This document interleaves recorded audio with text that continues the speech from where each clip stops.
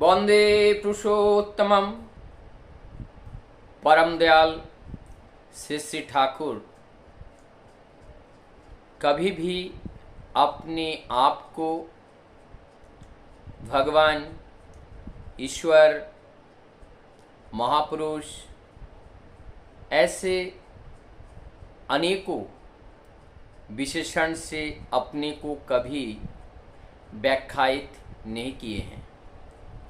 जब भी परम दयाल से भक्त लोग पूछते थे, परम दयाल श्री ठाकुर केवल इतना ही कहते थे, मेरा नाम अनुकूल चंद्र चक्रवर्ती है, मेरे पिता का नाम शिवचंद्र चक्रवर्ती, मैं शिवचंद्र चक्रवर्ती का लड़का हूँ, मुझे इतना ही पता है। परम दयाल श्री ठाकुर कभी भी अपने वास्तविकता से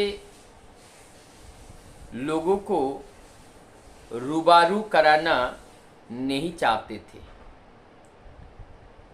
मूलतः ठाकुर जी एक प्रैक्टिकल मैन, कर्मयोगी, चमत्कार पे विश्वास नहीं रखते थे। कभी भी चमत्कार पे परम दयाल विश्वास नहीं करते थे। ठाकुर जी बोलते हैं, जिसको हम चमत्कार या अलौकिक के रूप में देखने की कोशिश करते हैं, वस्तुतः ना तो वो चमत्कार है, ना तो कोई अलौकिकता है।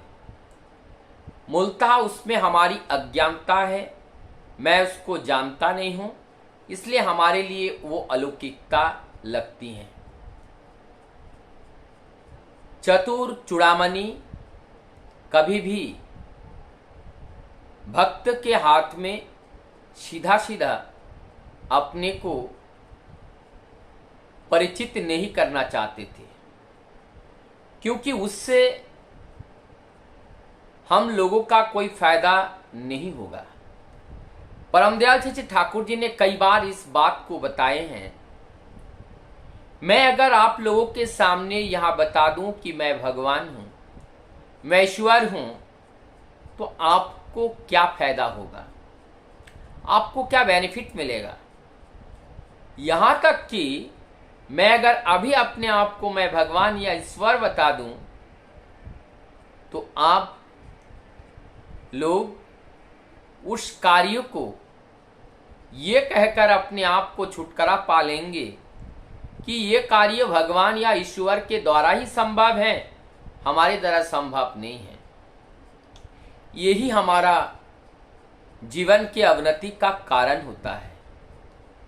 परम दयाल चाहे वो राम, प्रभु राम के रूप में आए हो, चाहे वो प्रभु कृष्ण के रूप में, प्रभु जीसस, प्रभु गौरांग महाप्रभु, प्रभु मोहम्मद के रूप में आया हो, प्रभु रामकृष्ण परमहंस देव जी के रूप में आए हो, उन्होंने कभी भी अपने आप को ये साबित करने का प्रयास नहीं किया कि हम भगवान हैं।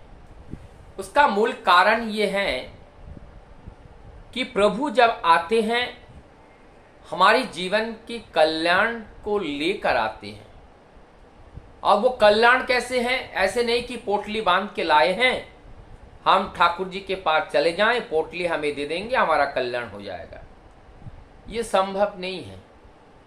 मुझे लगता है यही अलौकिकता है। बिना किए जैसे ही हम पाने की आशा करते हैं, तभी हम धोखा खाते हैं। ये जीवन में करना पड़ेगा और करने के बाद हम पा सकते हैं। परम दयाल श्री ठाकुर जी के पास परम भक्त श्रद्धे कृष्णदा बैठे हुए हैं। ठाकुर जी सता ही बोल पड़े,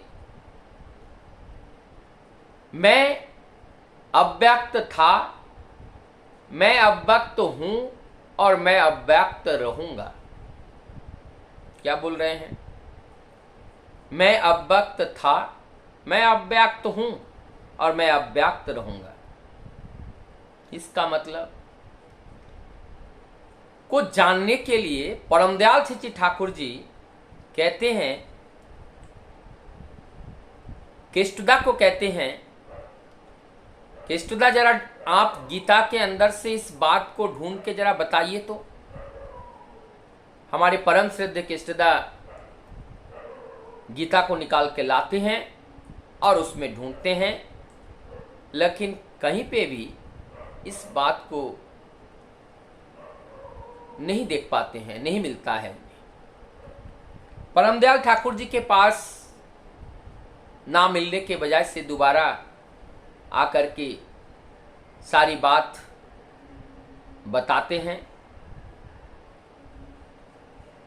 और बताने के बाद परमदयाल अपने आप को फिर यही कहने लगते हैं कि इष्टदा, मैं ही नहीं जानता हूं मैं कौन हूं। ये जो पहली बात है और इस बात है, इसमें समझने वाली बात है। इससे पहले व्यक्त और अव्यक्त के बारे में हमें समझना पड़ेगा। व्यक्त जो स्पष्ट हमारे चर्म चक्षु से जिसको हम देख पाते हैं, भौतिक वस्तु हैं जो व्यक्त हैं, और एक जगत है जो अव्यक्त है, निराकार में है, वो एक जगत है। तो एक निराकार जगत, एक साकार जगत। साकार जगत को व्यक्त जगत कहते हैं और निराकार जगत को अव्यक्त जगत कहते हैं। निराकार और अव्यक्त के स्वामी कौन है? जिसको हम ईश्वर कहते हैं, जिसको हम ईश्वर कहते हैं। तो ये ईश्वर क्या है? या ये अव्यक्त नहीं है, ये व्यक्त नहीं है, ये अव्यक्त है। तो ये ईश्वरीय शक्ति है। तो परमदयाल श्री ठाकुर जी आज क्या कहना चाह रहे हैं? मैं अव्यक्त था, अर्थात मैं व्यक्त नहीं था। कोई अगर पूछे ये कार्य किसने किया, मैं कहता हूं कि मैंने किया या हमने किया। वो मैं और हम कौन है? वो मैं को जब ढूंढा जाता है और उस हम को जब ढूंढा जाता है, वो निराकार सत्ता है, वो अव्यक्त सत्ता है, और उसका बहिर्प्रकाश, उसका व्यक्त रूप ये देह है, उसका व्यक्त रूप ये सृष्टि जगत है। इसका मतलब परमदयाल ठाकुर यही बात हम लोगों को सीधा ना बता करके उन्होंने इस रूप में बोला है। अर्थात वो ईश्वर के प्रतिनिधि हैं और वो ईश्वर के दूत हैं, ईश्वर के मैसेंजर हैं, और ये रक्त मांस संकलित देह धारण करके वो धरा पे आए हैं। लेकिन उनके अंदर सारे मैसेज उन्हीं ईश्वर का ही है, और सारे सब कुछ इस व्यक्त के अंदर, अव्यक्त इसी के अंदर स्थिर है। अर्थात तो जो शरीर है वो ठाकुर नहीं है, जो देह है वो ठाकुर नहीं है।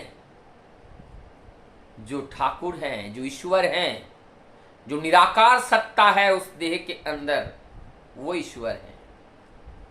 तो इसका मतलब वो अव्यक्त रूप में होते हैं। तो जब अव्यक्त रूप में है तो ये जो परिचय है, ये परिचय किसका है? मैं था, मैं हूं और मैं रहूंगा, अर्थात आत्मा। यह आत्मा है और ये था, है और रहेगा। क्यों?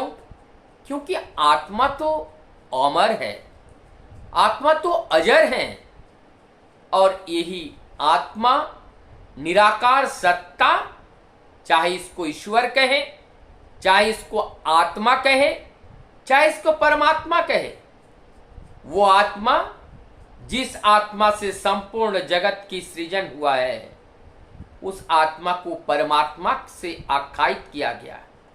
लेकिन वस्तुतः संपूर्ण जगत में वही आत्मा का अनंत रूप में वो प्रकाशित हुआ है।